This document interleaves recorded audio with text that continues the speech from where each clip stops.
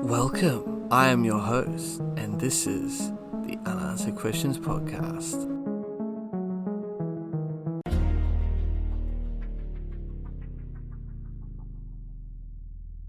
I don't know why he disappeared. When they said it was suicide, I was like, he ran out of the house like he was late for something. Who sits there and says, oh, you know what, 6:30, time to jump off a big roof? I kept saying there is something bigger, there's something more going on. I think he turned over some rock, and he shouldn't have turned it over. But I know that he didn't kill himself.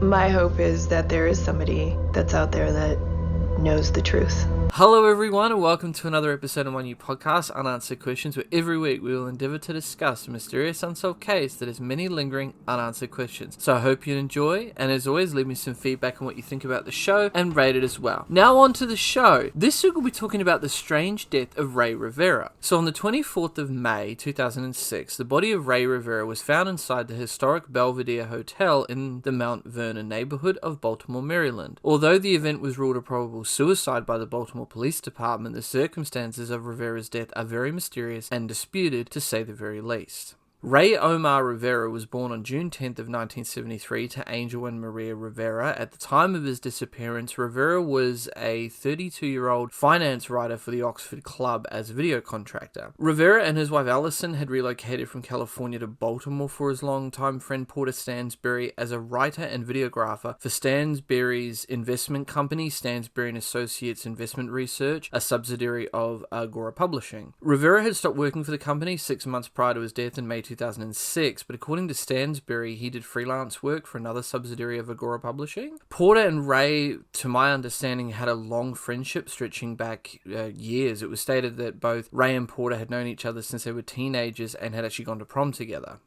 Now, he was last seen leaving his Northwood home early on the evening of May 16th, 2006. The last person to see him alive was his wife's work colleague who was staying over as a house guest. Allison, at the time, meanwhile, was out of town on a business trip in Richmond, Virginia. So according to Allison's work colleague's account that she gave, Rivera seemed preoccupied with an assignment on the night that he disappeared. At about 4 p.m, work colleague heard Rivera answer a call on her cell phone, and the reply was, "Oh shit," and he ran out of the back door as if he was late for an appointment. He left driving his wife's car, only to come back very briefly and run out again, leaving the lights and the computer on in his office.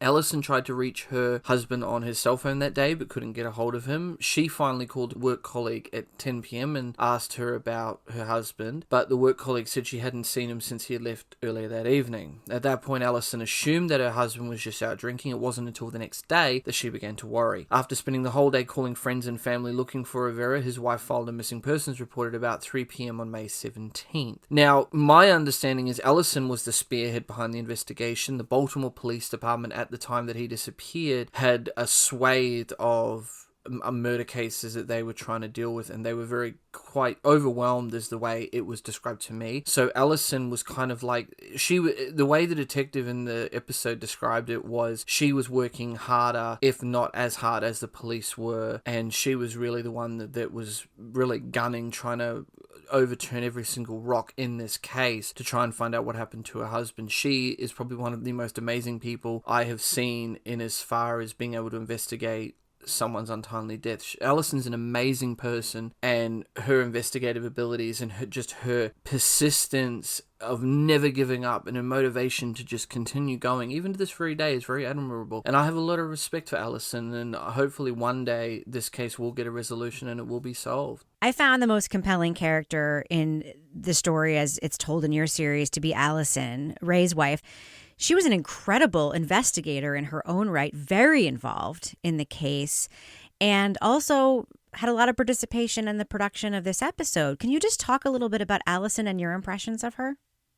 Allison was really the driving force of the investigation. She almost did this single-handedly.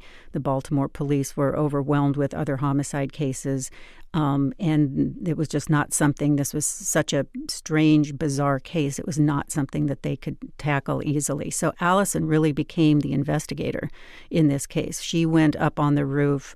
She looked at all the security footage, the security camera footage. She hired a private investigator and a trajectory engineer. She went and visited with the medical examiner to try and get more details. She did everything she possibly could to solve this case, but she ran into dead ends. And that's when she left Baltimore and moved away. When we approached her about doing this story, she was very hesitant because she's tried to move on with her life. But like in all the other unsolved mysteries cases that we've done, it's a very, very difficult thing to do. Her final decision was, if I don't do this, this could be the one thing that would lead to a resolution. So I have to do this. When I met with Rey's wife, Allison, I advised her that she needed to be careful because she was working as hard as I was, if not harder, to investigate this. She was determined to turn every stone that can be turned, all the way to his company, to his friends, every aspect of it.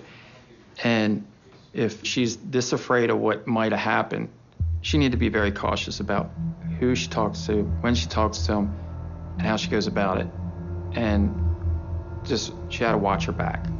After spending the whole day calling friends and family looking for Rivera, his wife filed a missing persons report at about 3 p.m. on May 17th. Then, on the 23rd of May, Allison's car was discovered at a parking lot in Mount Vernon. His decomposed body was found the next day in a closed meeting room of the Belvedere Hotel in Baltimore. Now, the Belvedere Hotel was built in the early 1900s and had a macabre history of unfortunate incidents on its grounds, including a number of suicides. In more recent years, it's been largely converted into a condo building. The hole was found in the meeting room roof, and Rivera's injuries indicated that he had probably come off the top of the Belvedere, which was 14 stories up, and crashed through the lower roof, which is what the officials stated at the time. Baltimore City Police said they had no witnesses that saw Rivera on or coming off of the roof. Now, as police began to analyze the case, numerous aspects seemed odd about Rivera jumping off the main roof off of the Belvedere Hotel, partly due to the hotel's mansard roof. There was a considerable horizontal distance between the hotel tower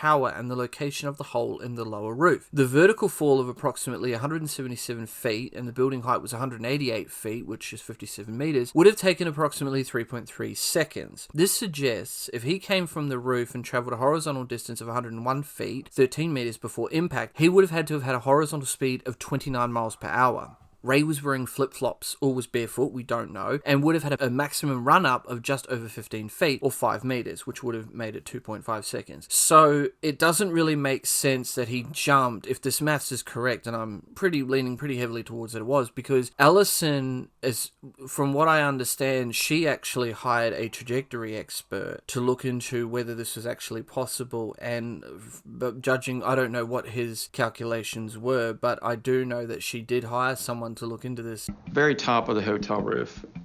At best, maybe from point to point was maybe a 40-foot open area. Of course, there's air ducts, there's air conditioning units, there's a lot of different structures up there. The hole was quite a distance out. The rough angles I could get were 45 feet from the Belvedere to where the hole was. Even to attempt a running jump to get to the point where the hole was, in my mind, virtually impossible. He was a tall, fit man, but he also was in flip-flops. The hole never made sense, like where it was. So my dad and I went up on the roof. I'm afraid of heights. Rey was afraid of heights. And being up on the roof scared me to absolute death because there's no railing up there, and it's very far down. I couldn't imagine why he would be up there.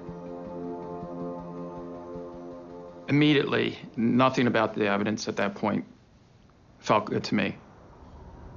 The rooftop, the location of the hole, I didn't believe it. Rey went off that top of the roof. So after that, we went over to the parking garage right adjacent to the building. From the perspective of the garage, the hole was too far away. I mean, he'd have to, like, go way out there to reach that area where the hole was. The top of the garage roof is only 20 feet, so to me it seems feasible a man could survive that, even with going through the rooftop. Now, the extent of the injuries to the body were pretty intense, so that theory went to rest pretty quick. And I mean, I find it interesting that she even went up there herself and had a look over. Now, Rey was scared of heights. Her and her father were scared of heights. So why would he jump off of somewhere, and why would he kill himself the one way that he absolutely is terrified of? I don't know what the results were from the trajectory expert that she hired, but I'm assuming that based on the maths I've seen, I don't think that it was possible he would have jumped from that roof, at least not without help, because even if he had jumped, the math done that up. And I'm sure the trajectory expert would have told Allison the same thing. An additional theory is that Rivera may have jumped from a ledge several floors below the roof, but it would have been difficult, almost impossible, but it would have been very difficult for Rivera to access the ledge from the privately owned condominiums and offices that had windows onto the ledge, because you would have had to have gone into the building, gone into someone's condominium, which is privately owned, and then jumped off the ledge. I don't see that happening. I mean, it's not to say that he didn't know someone who worked at the Belvedere. We don't know that somebody at Stansbury and Associates didn't have a condominium at the Belvedere. Maybe he fell out that way. I just don't know. It's just another piece of the puzzle that doesn't make sense. Medical examiners determined he died from multiple and severe injuries consistent with a fall from a height, but they made no ruling as to homicide, suicide, or an accident. Instead, they deemed it and declared it undetermined because the circumstances surrounding the incident were and still are very unclear. Allison also claimed that she spoke with the medical examiner who told her that what wasn't consistent with the fall was the way his shins were broken, but she refused to elaborate on anything else. Part of my trying to figure all of this out is that I wanted to talk to the medical examiner. I had a whole list of questions on how Rey died, or the possibilities. I met with the medical examiner, and she closed the door, and she said, "I know what they're trying to do, and we are not closing this case." They said that what wasn't consistent with the fall was the way that his shins were broken. And that's all she would say. They did not say anything of what would cause the breaks. They just said it was inconsistent. So there was a police officer who was with Allison when she went to the ME. He stepped out of the room, and Allison had this sidebar conversation with the ME about the shins and the way his shins were broken. Then the police officer came back in, and they stopped talking about it. So Allison didn't get any more details than just that, but they did say, we are not closing this investigation. There's just too much going on here that is unexplained. Now, this is where the case gets odd and really spooky. Rey's widow, Allison, gave him a money clip as a wedding gift that was engraved. This has never been found. She stated in the Netflix rebooted series of Unsolved Mysteries that she searched his car upside down for it and couldn't find it. And she found it weird that it was missing, and so do I. But what wasn't found with Rey was the money clip. I bought him for a wedding gift and then engraved his initials RR on it. He would have, his IDs, money, and all that kind of stuff. And then, it was his thing, his little signature piece. That has never been recovered. When I got the car back from the police department, I turned that car upside down for that money clip. Because there was just something that I was like, that doesn't seem right, that's just gone. Why it's missing and why it's never been found, I'm not exactly 100% sure. There's probably a myriad of reasons why it's missing, but it's interesting that it was never found. If he keeps this thing on him at all times and uses it at all times, the fact that it's missing does raise a few alarm bells for me and does raise suspicions as to, well, if it was on him all the time and he religiously looked after this thing as it was claimed he did, then it wouldn't just go missing. It's like me, for example, like I have certain like jewelry that I wear, like necklaces and stuff that I religiously wear. I don't ever take it off because it has sentimental value to me. And Rey obviously loved this money clip that Allison gave him that was engraved. It was one of the greatest things that he'd ever received, being a beautiful wedding gift from his loving wife that he loved and adored so much, that for him to just get rid of it or to lose it doesn't seem very likely to me. I think someone took it as either maybe like a trophy, or they took it for some other reason. cool little money clip, I'm going to use it for myself, like people do steal things from people, and it could just be that whoever did what happened to Rey, they took it from him before he took his trip straight through that roof. Maybe they took it from him as to say, well, oh, you're not going to need this anymore, and took it from him. You know what I mean? Like there's a myriad of different ways that this could have played out. But I think that if it's missing, and Allison said that he never ever took it off and always had it on him as a wedding gift from her, I don't think that it was something he would have just left behind somewhere. And I think that somebody took it from him for whatever macabre reason. Another thing that was really interesting about the case was Rivera's cell phone survived the apparent fall, and it was found on top of the lower roof along with Rivera's sandals. The phone was intact and in working order. Now, the puzzling aspect is, how did the phone survive the fall and still be working if it fell with Rey? I guarantee you drop a phone from a great height, it won't survive the fall and still be intact and in good working order. There was a theory, and I definitely believe this to be true, that it was placed there after Rey's death. For whatever reason, someone decided to display these things after Rey's death. I do actually believe that to be true. During the investigation, around the hole on the rooftop, we find his cell phone.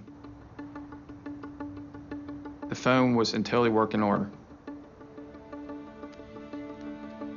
This is his cell phone that was found on the roof, and there is not a crack in the screen, which I find really strange. The phone is one of those things that I will never forget. I mean, you can go anywhere right now and drop your phone from 3 stories and something's going to happen to it. Even from the garage roof. His eyeglasses, when they were found, there wasn't a scratch on them. His injuries were severe and fatal. And it's just odd that for the force it took for him to go through that roof, that the cell phone and glasses would survive that force. It's odd. None of these objects are damaged, yet he is brutal. One flip-flop was broken, the other flip-flop, they both were laying on the rooftop. These are his flip-flops that were also on the roof. There's drag marks here that are pretty fresh. And then this one is, this one is broken. I don't know how this even happened. The flip-flops, phone, his eyeglasses, they were almost like, to me, it looked staged.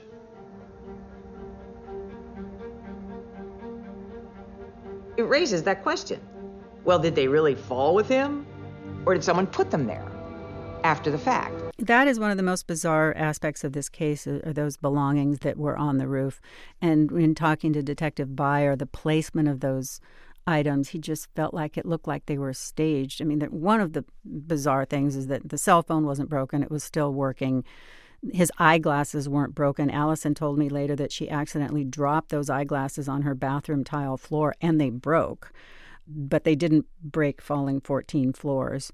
When Detective Byer told us about the placement of those, they were all just about 3 to 4 feet outside of the hole, and in different places. So how could they land where they did, and why didn't they break?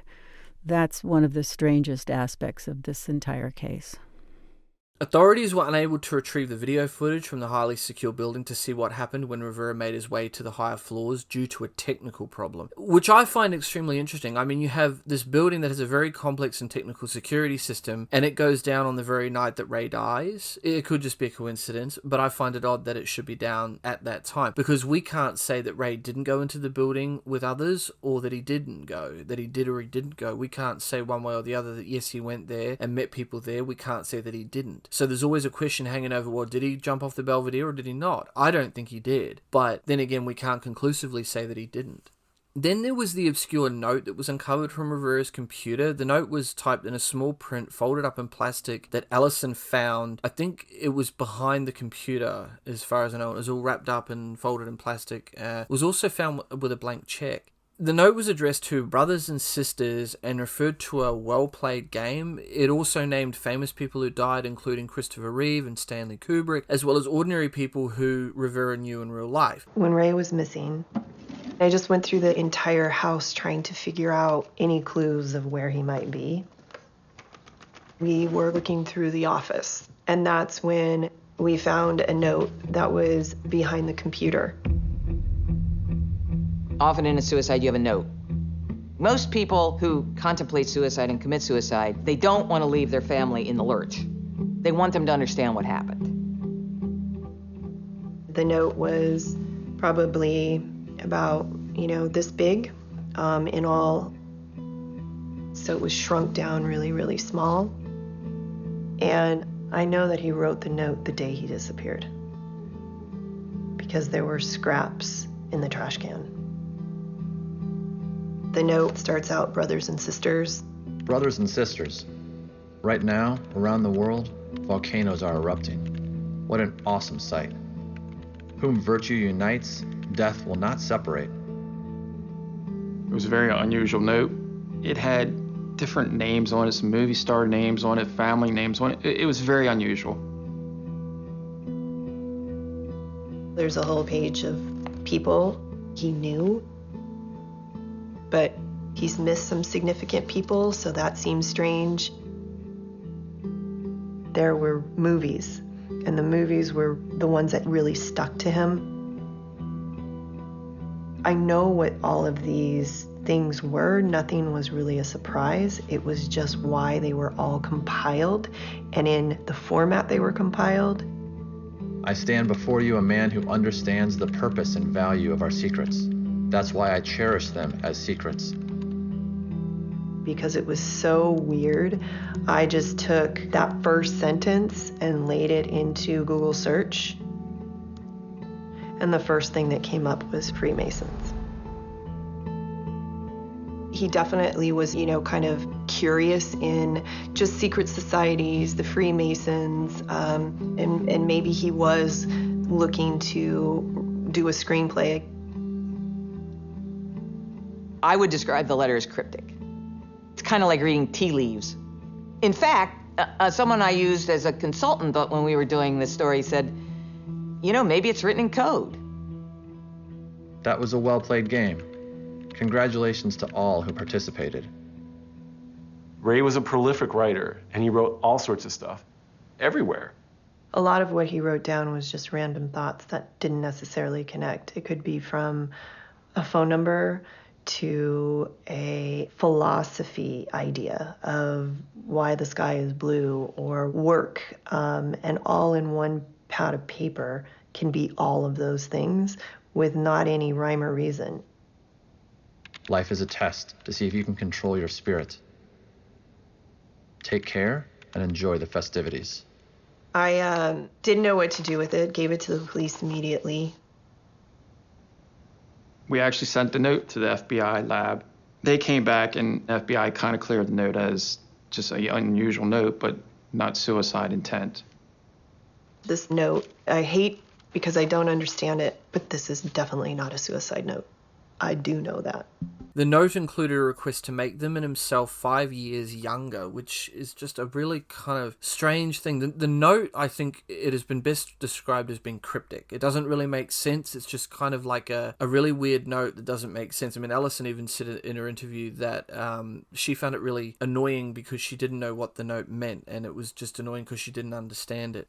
The finding was so puzzling that the investigators sent the letter to the FBI, and the feds determined that it wasn't a suicide note, and it sure as hell doesn't sound like one. The cryptic letter pointed to another weird detail about Rey Rivera's circumstances, and I don't know if this has ever really been looked into in any great depth, and that was his growing interest in the Freemasons. The note he left began and ended with phrases used in the Mosaic Order. A representative at the local Maryland Lodge confirmed that Rivera inquired about a membership on the same day he went missing, but didn't recall anything unusual about their conversation. Shortly before his death, Rivera was also reading books related to masonry such as The Builders. To muddy things further, his wife described a paranoia in Rivera in the weeks leading up to his disappearance. She told police that Rivera was unusually anxious. He was reportedly terrified in the days leading up to his death, and according to his wife, but wouldn't confide in her about what was bothering him. About 2 weeks before he died, there was something that was worrying him. At that time, I didn't really think much of it. But then that Monday before he went missing, the alarm went off. There was also the instance that the producer of that episode talked about how Allison was training for a triathlon and Rey was waiting in the car as it was raining, and there weren't that many people on the track. Then all of a sudden these two men came out of nowhere onto the track and Rey sprinted out of the car extremely fast to be with Allison, which indicates to me that he was trying to be there to protect Allison. The question though is, what was he so afraid of? Obviously he was scared of someone hurting his wife, and he knew something, or something was coming and was scared. That much was for sure. Like, he knew that something was coming, or he was aware that something might happen to his wife, and he knew that he had to be there to protect her. And I think that's why he acted the way that he did. There was another incident that happened about a week before Rey disappeared. Allison was training for a triathlon, and she wanted to go to the local track and do some sprints. And normally she would just go by herself. Rey was working on a deadline for his project, but he insisted on going with her this day. And it was raining. He waited in the car. So because it was raining, there were not a lot of people around the track. But there were two guys that came up on the track. And when that happened, Rey came flying out of the car, according to Allison, and seemed very unusually concerned. These are things that in hindsight you think about. She didn't think much of it at the time, other than, well, that's unusual. Why is he so concerned? But that's another incident that happened just prior to his disappearance. The other really spooky aspect to this case, and I find it quite sinister, was Allison then said that their security system was tripped twice in those few weeks, but no one was found breaking and entering into the house. And when I say those few weeks, I mean the 2 weeks before he died. It was around about 1 a.m. that the alarms were tripped. So the first time it was tripped was 1 a.m. The second time was 1 a.m. She said that Rey raced downstairs after her with a baseball bat in his hand and had such a look of fear and terror in his eyes that she had never seen before. So she went down the stairs, and then he came around the corner with this big bat. She said that Rey feared nothing, so to see him so scared was not only puzzling, but was very worrying. She called the cops, but all they said was that it was squirrels, although Allison wasn't convinced, and neither am I. Had it been once, I can see maybe, but it happened again a week later at the same time, 1 a.m. She claimed that someone had tried to break into their home, which I believe, and also as evidenced by the fact that the window looked like it had been tried to have been jimmied open. That Monday before he went missing, the alarm went off. It was like 1 a.m. and that thing had never gone off. And I went down the stairs and around the corner, and Rey came flying out with this big bat. And the fear in this man's eyes scared me to death. That guy was never afraid of anything. The police, even though I brought them out, said it was a squirrel.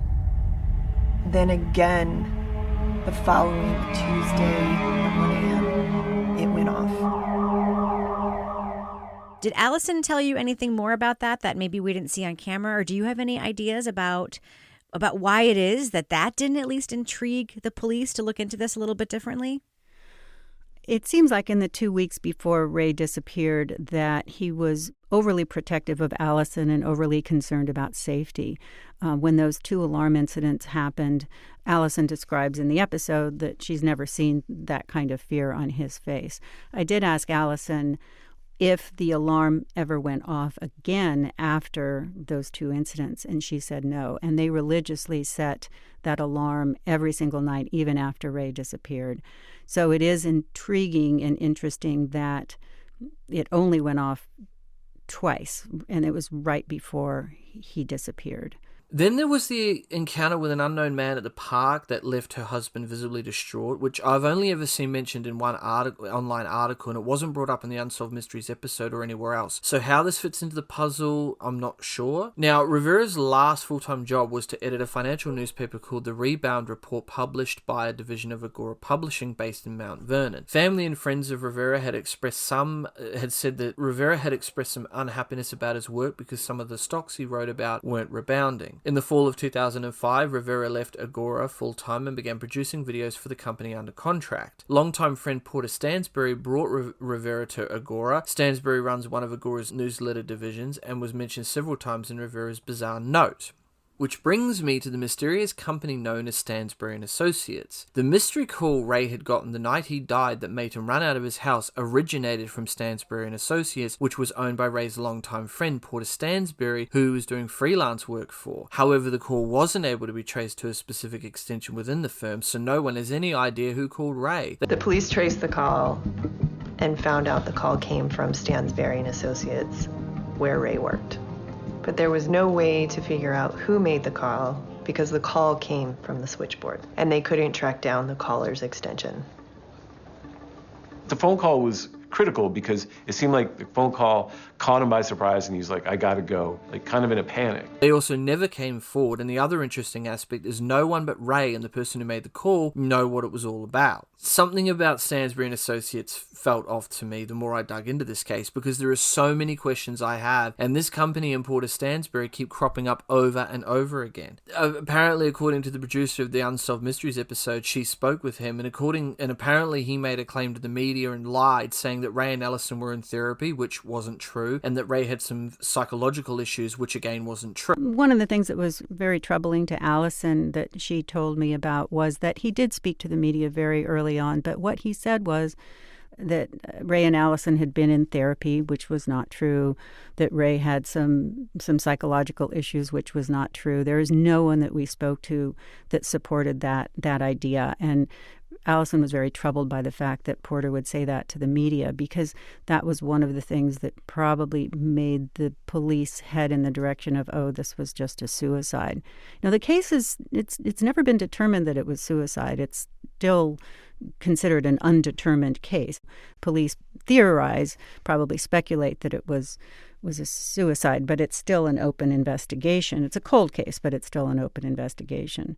My question is, why would he lie about Rey like that, especially to the media? So unfortunately, because Porter Stansbury made these very public allegations about Rey and what was going on during the last few weeks of his life, it made the police think, well, this guy has been friends with him for many, many years. He would know Rey inside and out, so we are going to use that as sort of a way to say, well, look, Porter Stansbury has said that Rey was having a lot of trouble in his marriage. They were in therapy. He had a lot of psychological issues. How do we know that he didn't jump off the roof and may have been suicidal? But the thing is, you're basing that off of what Porter Stansbury said. Why would you not go off of what Allison said? Who would you rather believe? The wife who's been with the guy for 6 months and knows him inside and out and knows everything about him day in, day out, or a guy that's been friends with him since childhood or their teenage years that probably doesn't see him all that much? I mean, the thing that I don't get is why would Porter Stansbury lie about Rey? That's the biggest question that I do have about this, is why would he do that? What was the goal here to lie to the media about Rey, knowing what the implications of that could possibly be? The other thing is, Porter also offered a measly $1,000 and he wasn't really very interested in this case. As far as I know, Unsolved Mysteries went to him and asked him to interview him for the episode, and he absolutely refused to do it. Stansbury and Associates also placed a gag order on all of their employees not to talk to anybody about the case, and Stansbury also didn't agree to speak with Unsolved Mysteries producers, so we may never really know the connection the call that came from the firm had on Rey's death, if any. Unfortunately, the company he worked for, Stansbury, the minute the body was located and I started inquiring about it, put a gag order on all their employees. Now, every possible person that knew Rey, worked with Rey, or had any answers for me weren't allowed to legally talk to me according to their company lawyers. That's within hours of his body being discovered. His friend, Porter Stansbury, and Porter's offices at Stansbury and Associates have lawyered up.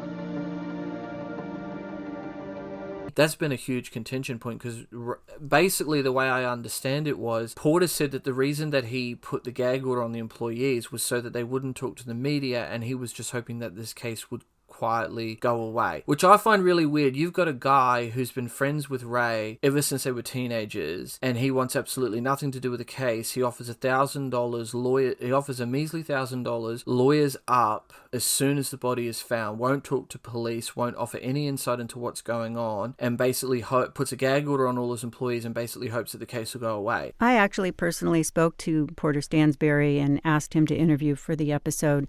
We had a long conversation, and he declined to be interviewed ultimately. He said that they recommended to their employees to not speak to the media because they wanted the entire situation to just kind of die down and not make it a big media event.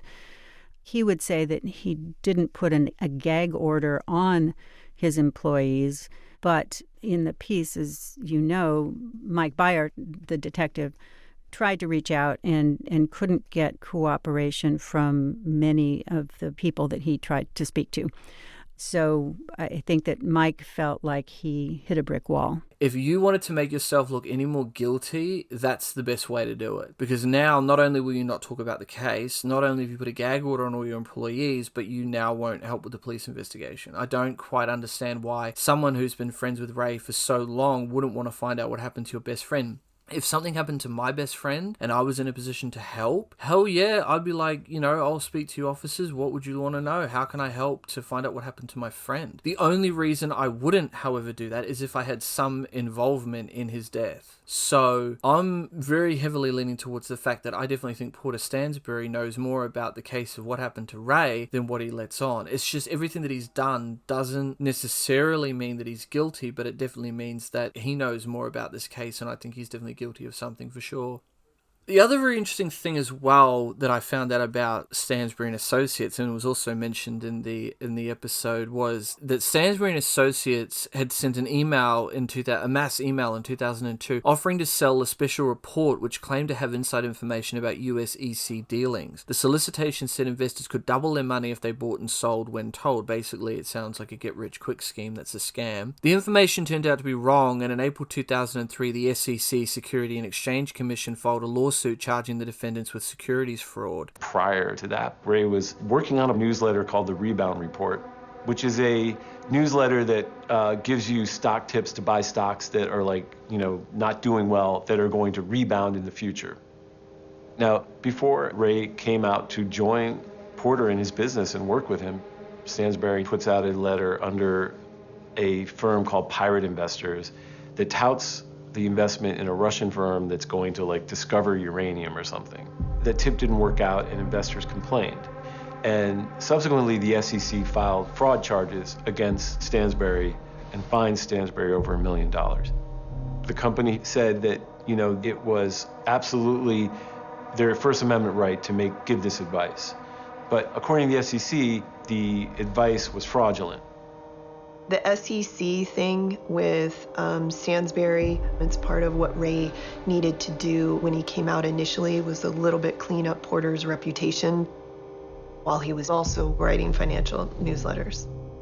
The suit focused on a special report Stansbury wrote and Pirate published along with emails advertising the document. They claimed the investors could double their money if they paid $1,000 for a stock tip involving Bethesda Energy Company USEC Incorporated. In total, 1,217 people purchased the report, although 215 of them got their money back after complaining. Now you imagine you got over 1,000 people that pay you $1,000 each for stock. Now you can imagine how many hundreds of thousands, double, quadruple your money. You can imagine how much that they're raking in over that. I mean, obviously they had to pay back 215 of them, but still, you've got over 1,000, just over 1,000 people, or just under. That's a lot of money to rip people off of. I mean, people have killed themselves over losing money in the stock market. That's how treacherous it can be. So it was quoted that Stansbury's conduct undoubtedly involved deliberate fraud, making statements about a stock that he knew to be false. Pirate acted in reckless disregard for regulations when it published Stansbury's unbelievable claims without a shred of confirmation, stated the 49-page ruling on the subject. The violation plainly involved the risk of substantial loss to those who bought the special report and relied upon Stansbury's false statements in their stock option decisions or stock purchase decisions, end quote.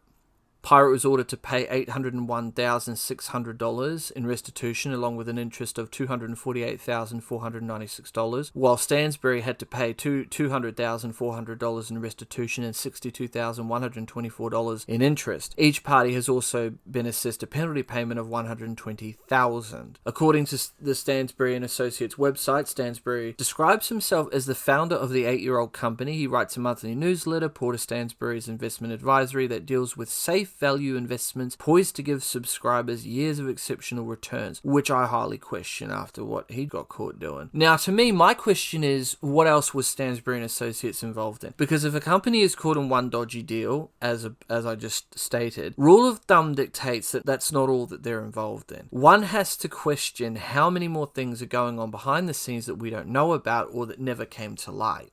My ultimate theory is Rey found out about something or stumbled upon something he shouldn't have, and someone was worried about what he knew. Something that someone was willing to kill for to keep that something buried. Whatever it was that Rey knew, he knew that these people could get to him and his wife. It explains why he was so worried for his safety and why he was so scared when his house was broken into. So they lured him out of his house with some kind of phone call, and he somehow went through that hole in the roof. That is my theory.